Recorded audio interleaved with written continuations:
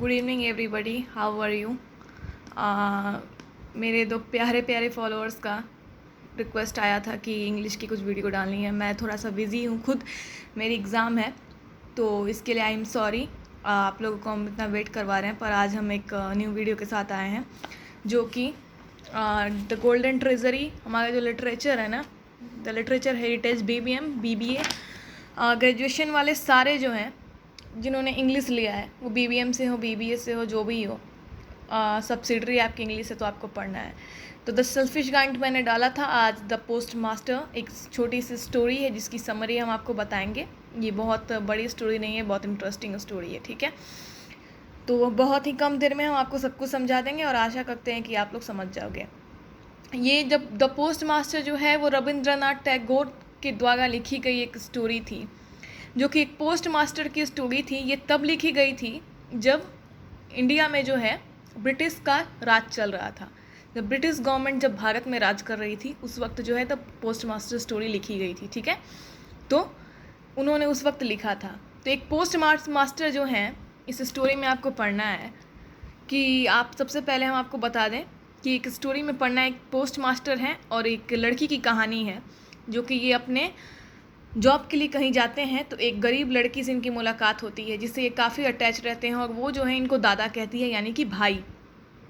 और कैसे उनकी मुलाकात होती है, कैसे ये अटैचमेंट होती है, भाई बहन का जो रिश्ता क्रिएट होता है, और लास्ट में जाके जो है ये बहुत सैडली जो है ये स्टोरी ख़त्म होती है। बट ये स्टोरी बहुत अच्छी है, सुनिए होता क्या है।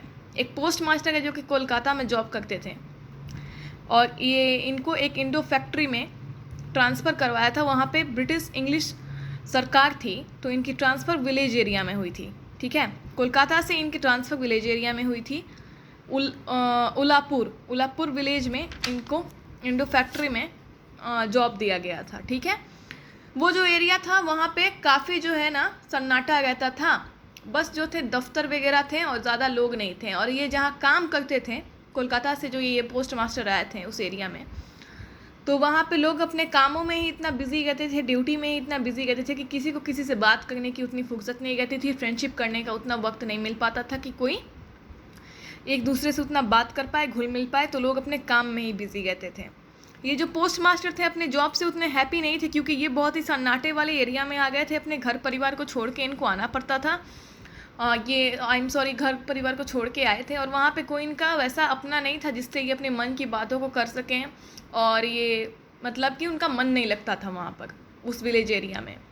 तो उस दौर में इनको एक लड़की मिलती है जो कि काफ़ी गरीब रहती है, और इसके मदर फादर जो है नहीं रहते हैं, जिसका रतन नाम रहता है। रतन, आपके पास अगर बुक है तो आप डिटेल इस स्टोरी को पढ़ोगे तो आपको ये रही रतन मिल जाता है आपको। तो रतन नाम रहता है। रतन जो है इनको दादा कहती है, और रोज़ रात को क्या होता है, जब भी ये लाइट ऑन करते हैं, खाना बनाने को जाते हैं, तो ये रतन को बुलाते हैं। रतन को देखते हैं कि काफ़ी गरीब है, और रतन जो कहती है इनका वेट कर रही रहती है। रतन जो रहती है इनके घर पर हमेशा जाती है, घर के पास बैठी रहती है। जैसे ही रात होती है तो लाइट ऑन करने के लिए रतन को कॉल करते हैं पोस्ट मास्टर, और रतन जाती है और उनकी लाइट को जलाती है और वो खाना बनाते हैं। पोस्ट मास्टर की जो सैलरी थी उतनी खास नहीं थी, लेकिन उतना था कि वो अपना खा कमा सकते थे और ख़ुद की लाइफ को अच्छे से जी सकते थे।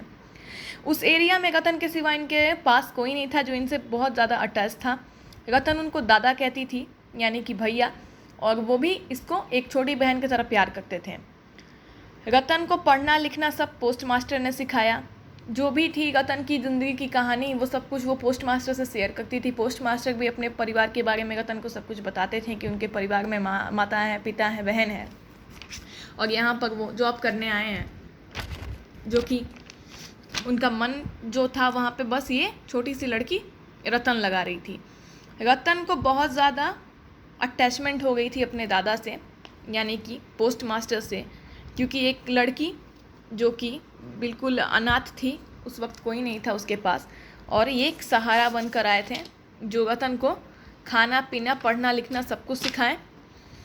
तो एक दिन क्या होता है इस स्टोरी में कि पोस्ट मास्टर की जो तबीयत है बहुत ज़्यादा बिगड़ जाती है मौसम के कारण, और उन्हें बहुत तेज़ बुखार हो जाता है। उस पीरियड में रतन जो रहती है उनकी एक मदर की तरह जो है उनका सेवा करती है, एक मदर की तरह उनका सेवा करती है। लेकिन पोस्ट मास्टर जो हैं रतन का जो बहुत शुक्रिया अदा करते हैं और उससे बहुत अटैच्ड रहते हैं, लेकिन वो यहाँ से जाना चाहते हैं। मैंने आप लोगों को बताया कि ये एरिया उन्हें पसंद नहीं था, यहाँ जॉब करना, उनकी सैलरी भी उतनी सफिशिएंट नहीं थी और उनका यहाँ मन नहीं लगता था। तो रतन के अलावा और कोई नहीं था कि वो मतलब इस जॉब को और कंटिन्यू करें, तो ये जाना चाहते थे। तो इन्होंने ट्रांसफ़र के लिए अप्लाई किया, बट इंग्लिश मैन थे ब्रिटिश, उन्होंने ट्रांसफ़र रिजेक्ट किया। तो इन्होंने नौकरी छोड़ दी, इन्होंने रिज़ाइन दे दी नौकरी से कि अब ट्रांसफ़र नहीं होगा तो मैं तो यहाँ पे नौकरी नहीं करूँगा, रिज़ाइन दे के ही चला जाऊँगा। उसमें क्या होता है, सबसे बड़ा जो है इस स्टोरी में यही एक मोड़ आता है, जबकि रतन को पता चलता है कि उसके दादा उसको छोड़ के जा रहे हैं, तो वो एकदम से उसका हार्ट ब्रोकन हो जाता है, क्योंकि एक छोटी सी लड़की जिसका कोई सहारा नहीं था और एक उसे सहारा मिला था भाई के रूप में, जो कि उसको पढ़ना लिखना सब कुछ सिखाता है, खिलाता पिलाता सब कुछ है, वो भी अब इसको छोड़ के जा रहा है रतन को। तो इसका हार्ट ब्रोक हो जाता है और वो जाके उनके सामने रोने लगती है, बहुत ही उदास भरी फेस बना के। तो जो पोस्ट मास्टर थे वो उसको हंसते हुए बोलते हैं कि मैं अपने सैलरी का जो है सारा मतलब कुछ हिस्सा तुमको दे देता हूँ, तुम रो मत, तुम इससे कुछ दिन तक अच्छे से रह लोगी। तो बोलती है दादा मुझे कुछ नहीं चाहिए, मुझे आप अपने साथ ले चलो, मुझे पैसे नहीं चाहिए। ये जाहिर सी बात है कि वो लड़की उस पैसे का उस समय क्या करेगी, उसके पास तो कोई नहीं था, तो वो अपने दादा के सहारे रह रही थी और किसी को अटैचमेंट में पैसे तो नहीं दिखते, वो भाई की तरह उनको मानती थी, तो उस वक्त उसको पैसे की कोई ये नहीं थी, उसको लग था कि मेरे भाई हैं मुझे ले चलें। लेकिन वो क्या कर सकते थे, उनको लग रहा था कि अब इसको हम कैसे लेकर जाएं, रतन को लेकर कैसे जाएं वहाँ पर।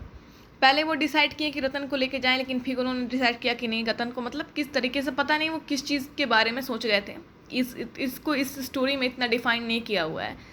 फाइनली वो चले जाते हैं।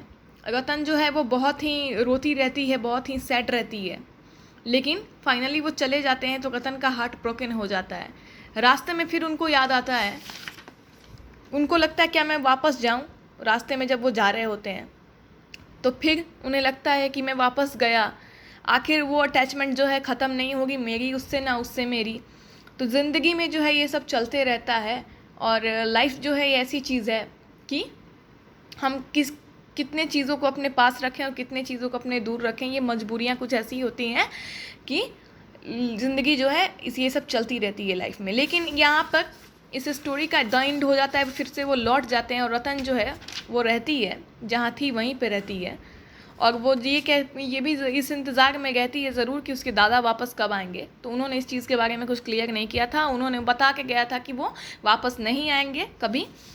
तो ये स्टोरी यहाँ ख़त्म हो जाती है। लेकिन एक चीज़ यहाँ पर डिमेरिट है कि ये जो पोस्ट मास्टर थे उसको बहुत प्यार करते थे, एक बहन की तरह उसका ख्याल रखते थे, पैसों से लेकर और उसके सारे बेसिक नीड्स का खिलाना पिलाना पढ़ाना लिखाना सब उन्होंने किया, इसे पढ़ाया भी उन्होंने खुद, और हर चीज़ का इसका ख्याल रखा, इसके प्रॉब्लम्स को शेयर करते थे, इसके साथ टाइम गुजारते थे, इसके पास्ट के बारे में सब कुछ इससे पूछकर इसके मन को हल्का करते थे और इसको समझाते थे। जाते वक्त इन्हें रतन को अपने साथ लेके जाना चाहिए था, लेकिन पोस्ट मास्टर क्या करते हैं पता नहीं किस चीज़ को लेके डिसकम्फर्टेबल रहते हैं वो, और ये सोचते हैं कि ये तो लाइफ है, यहाँ पर तो ये सब चलते रहता है, दुनिया में लोग हज़ारों लोग से मिलते हैं और हज़ारों लोग से जाते हैं और एक दिन तो सबको भगवान के पास ही चले जाना है। तो ये सारी बातें सोचकर ये उसको नहीं लेकर जाते हैं, बट वो सैड ज़रूर रहते हैं इस चीज़ के लिए, और ये रास्ते में इस चीज़ के बारे में सोचते भी कहते हैं कि काश हम रतन को लेकर आए गए थे या फिर हम वापस रिटर्न करें, बस ऐसा कुछ होता नहीं है, वो वापस अपने घर कोलकाता वापस चले जाते हैं।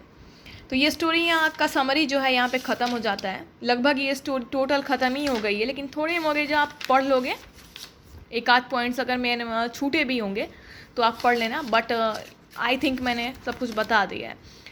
So thank you so much मेरी वीडियो को देखने के लिए। पसंद आएगा तो सब्सक्राइब कर देना, लाइक कर देना, मेरे को मोटिवेट कर देना। कहीं दिक्कत होगा तो पूछ लेना कमेंट में, और फिर से नेक्स्ट वीडियो में हम आते हैं, जल्दी से आते हैं। ठीक है, thank you so much and good night to all of you.